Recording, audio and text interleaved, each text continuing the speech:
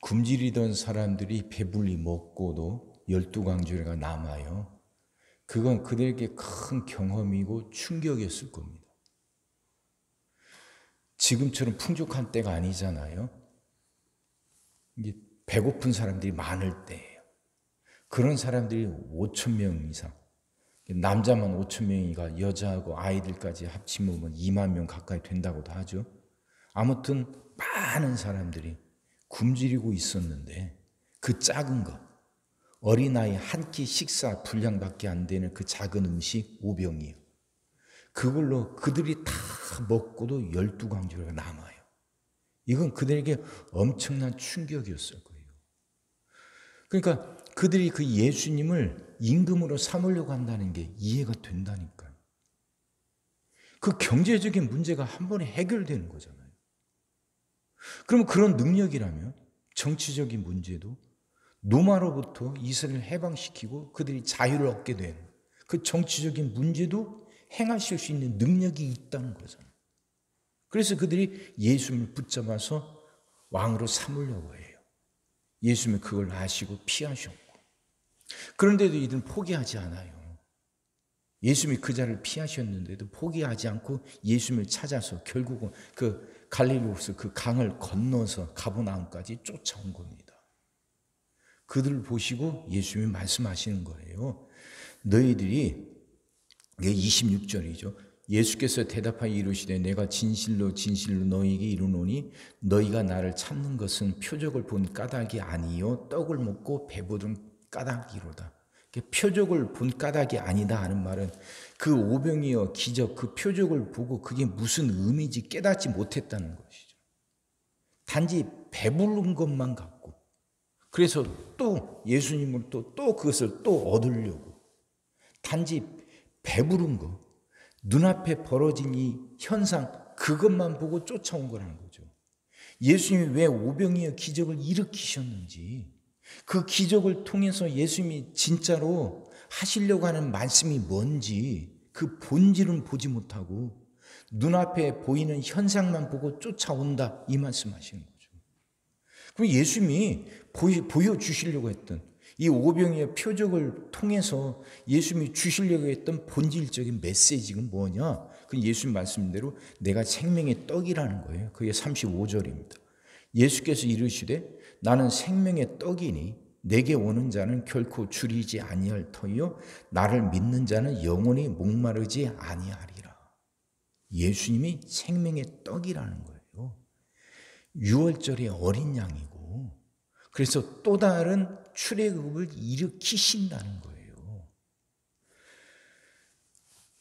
배고픔의 문제, 이 모든, 그러니까 그뿐만 아니라 인간들이 살아가면서 느끼는 많은 어려움들의 문제, 그 어려움들의 본질은 결국 어디에 다 있어요? 죄에 다 있죠. 죄. 에덴 동산에서 살아갈 수 있었던 인간들이 죄 때문에 에덴 동산에서 쫓겨나요. 그러면서 우리가 살아가면서 느끼는 모든 문제들이 생겨난 거죠. 그러니까 그 모든 문제들, 그 모든 고통들, 모든 갈등들의 본질 끝에는 뭐가 있냐? 죄가 있는 거죠. 이 죄의 문제가 해결이 돼야 에덴 동산에서 회복이 가능하게 되거든요. 그럼 그 죄의 문제를 해결하기 위해서는 예수님이 희생양이 되신 거죠. 출애굽이 그걸 보여주잖아요. 출애굽이. 그 죄가 본질로는, 죄가 결국은 우리를 이끄는 것은 죽음이니까 그 죽음의 신을 뛰어넘게 했던 게 어린 양의 피 아닙니까? 그걸 기념하는 것이 유월절이고, 예수님이 그렇게 우리의 죄를 해결하고 우리의 그 영원한 그 배고픔을, 우리의 배고픔을 영원히 해결하시기 위해서 찢겨진 어린 양이 되신 거죠. 그래서 그들을 배부르게 한 것처럼 예수님이 자기 몸을 찢어 우리를 배부르게 하신 거예요. 죄의 문제를 해결하게 하신 것이고, 그래서 그 고통으로부터 온전히, 그 죄로부터 완전히 벗어나게 하신 거죠. 이스라엘이 애굽에서 나온 출애굽처럼 우리가 죄에서 벗어난 출애굽을 가능하게 하시는 거죠. 이거 보라는 거예요. 이거. 단순히 현상만 보지 말고 그 뒤에 숨어있는 본질을 깨달으라는 거예요. 배고픔의 문제는 결국 죄의 문제고, 죄를 해결하기 위해서는 희생물이 필요한데 예수님이 그 희생물이 되어주신 거죠. 그 속죄 제물이 되어주신 거죠. 이스라엘이 애굽에서 나올 때 어린 양의 피를 바른 집만 죽음의 신이 뛰어넘었던 것처럼 그 예수님을 구주로 섬기는 사람들만 그 죄로부터 벗어나게 되고, 그래서 죽음으로부터 벗어나서 애굽에서 나오듯이 죄를 벗어나 가나안 땅의 삶, 복된 삶을 살아갈 수 있다는 거. 그거 보여주시는 거예요. 그걸 보라는 거예요. 그래서 예수님의 생명의 떡인 거예요. 그분의 말씀을 먹고 그분의 말씀을 마시면 그분을 통해서 온전한 출애굽을 경험하게 되고 다시는 애굽의 삶이 아닌 가나안 땅의 삶을 살아갈 수 있게 된다는 거죠. 그걸 보여주시려고 하는데 사람들은 그건 보지 못하고 지금 당장 눈앞에 보이는 현실, 그 현상적인 거, 배고픈 문제만 해결되니까 그것만 쫓는 거예요. 그걸 보시고 안타까워하신 거죠.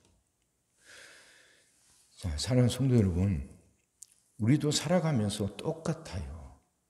우리도 살아가면서 이제 그 현상적인 어려움들, 우리가 가지고 있는 문제들이 해결받는 경험들을 하기도 해요. 하잖아요. 자녀 문제가 해결되기도 하잖아요. 물질의 문제, 또 질병의 문제들이 해결되면서 우리는 그렇게 예수님 만나요. 근데 그거 안에서 우리에게 기쁨을 얻죠. 근데 그게 계속 돼야 된단 말이에요. 어쩌다 한번 해결받는 게 아니라 그 문제 해결이 내 삶 속에서 계속 일어나야죠. 왜? 나는 이 땅에서 살아가고 이 땅에서 살아가는 동안 문제는 계속되니까. 그때마다 계속해서 하나님의 은혜가 있어야 되고 그 역사가 일어나야 돼요. 근데 이 관계 속에 들어가야 되는데, 이 관계 속에서 살아가야 되는데, 그러려면 그 주님을, 예수님을 붙들어야 된단 말이죠. 이들처럼, 이 이스라엘 사람들처럼 예수님을 왕으로 모시려고 하는 게 아니라 그 예수님이 생명의 떡임을 알고 그 예수님의 말씀을 듣고 예수님의 말씀을 따라 살아가야 되는 거죠. 그게 예수님을 먹고 마시는 것이고, 그게 생명의 떡을 먹고 마시는 것이죠. 어떤 그 본질을 보자는 거예요. 본질을. 이분이 내 삶을 이끌어 가시는 분이라는 거. 그래서 진정한 왕, 그들을 단순한 문제만 해결해 주시는 분이 아니라 내 영혼을 살리시고 내 삶에 본질적이고 근본적인 문제를 해결하실 수 있는 분으로 모시고, 그래서 그 말씀 앞에 엎드리고 그 말씀에 순종하면서 그 말씀 지키면서 살아가자는 거죠. 여기에 생명의 길이 있는 거예요. 말씀이 이해가 되십니까? 예수님을 왕으로 모시려고 예수님께 쫓아와요. 그 갈릴리 호수를 건너서까지. 그래요. 그들이 봤던 기적이 크니까, 그들이 그 경험했던 오병이의 기적이 그들의 삶 속에서 계속해서 일어나기를 소망하니까 쫓아왔겠죠.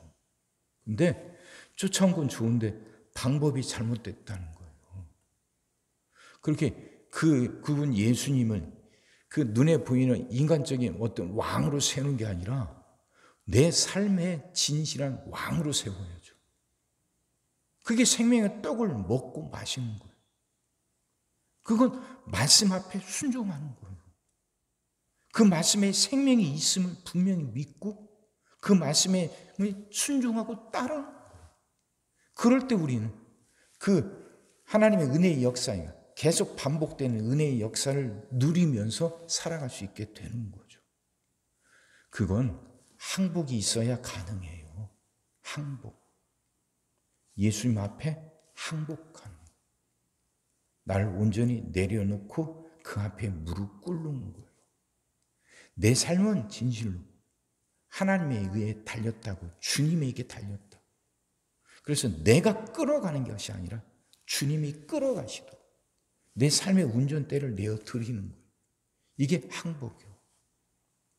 그것이 바로 그 생명의 떡을 먹는 길이고, 그것이 바로 은혜가 계속 반복되는 그 은혜의 삶을 살아가는 길이에요. 말씀이 이해가 되시기 바랍니다. 항복하는 자, 그 주님 앞에 온전히 무릎 꿇는 자만 이 은혜를 계속 누리며 살아갈 수 있습니다. 말씀이 깨달아져서 주님께 온전히 항복하고, 그 항복한 사람들에게 주어지는 은혜, 그걸 반복된 은혜, 그걸 누리며 살아가는 여러분 다 되시기를 주의 이름으로 축원합니다. 기도하겠습니다. 사랑의 주님, 말씀이 이해가 되게 하시고 깨달아지게 하시고 은혜가 되게 하여 주옵소서.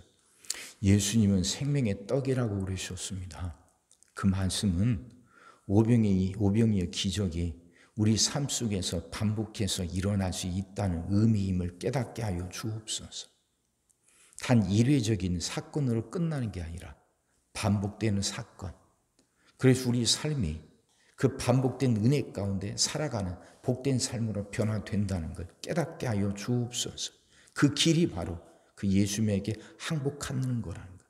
그 말씀을 듣고 순종하는 게 다른 게 아니라 그 예수님께 항복하는 거라는 것. 항복하는 것이라는 걸 분명히 깨닫게 하시사 말씀을 순종하며 살아가는 우리들 되게 하여 주옵소서.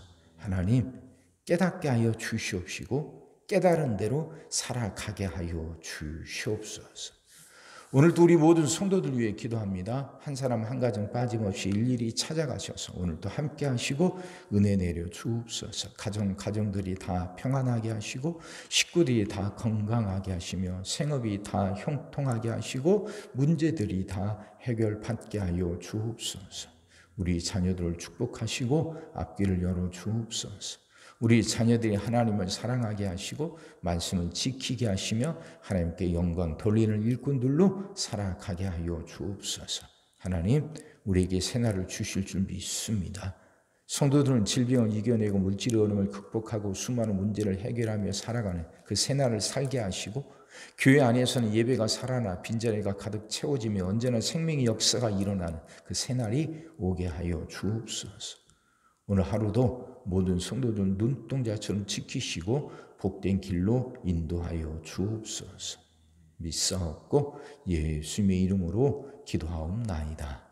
아멘.